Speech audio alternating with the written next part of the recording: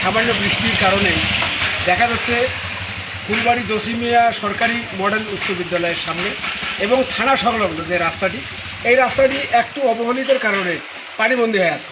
বাচ্চা কাচ্চার এসএসসি পরীক্ষার যেহেতু একটা কেন্দ্র, একটা ফুলবাড়ি উপজেলার ঐতিহ্যবাহী কেন্দ্র পরীক্ষা কেন্দ্র সেন্টার, সেখানে বাচ্চারা যাওয়া আসা করার খুব অসুবিধার কারণে আমি আহ্বান করতেছি নতুন সরকারকে তড়িৎ গতিতে রাস্তার সংস্কার করা হয়। এই তুই তোর 20 গ্রাম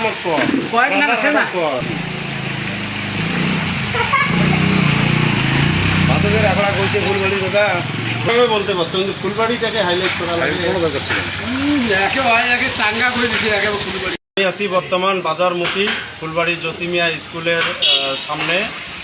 আমার এখানে যে রাস্তাটা দেখতেছেন, এই রাস্তাটা যখন হয় আমরা ওনাদেরকে বলছি যে এভাবে রাস্তা করলে পানি জমাট থাকবে। ওনারা আমাদেরকে আশ্বাস দিয়েছে যে রাস্তার সঙ্গে একটা ড্রেন হবে, আপনারা টেনশন করবেন না। অথচ রাস্তা হওয়ার দীর্ঘদিন হয়ে গেছে, আমাদের অল্প পানিতে আমরা পানিবন্দী থাকি। এই রাস্তা দিয়ে অনেক বাচ্চারা স্কুলে যায়, অনেক অফিস আছে, অনেক বাসা বাড়ি আছে, আমরা বাজারে যাইতে পারি না, সামান্য পানিতে আমরা হাঁটুবন্দি থাকি। তাই আমরা চাই এই পানিবন্দির যেন দ্রুত একটা সমাধান হয়, এই আশা আমরা ফুলবাড়িবাসী করতেছি।